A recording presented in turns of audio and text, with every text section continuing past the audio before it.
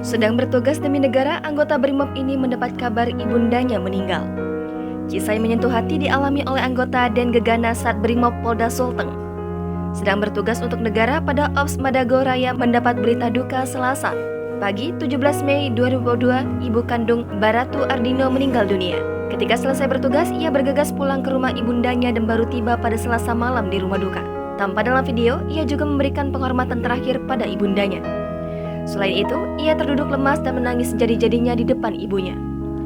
Keluarga dari anggota BRIMOB itu sontak memeluknya untuk menguatkan mental anggota BRIMOB tersebut. Video kisah sedih itu dibagikan oleh akun BRIMOB_Sulteng dan mendapat ratusan like. Netizen juga mengomentari turut berduka cita dan mendoakan agar keluarga diberi ketabahan.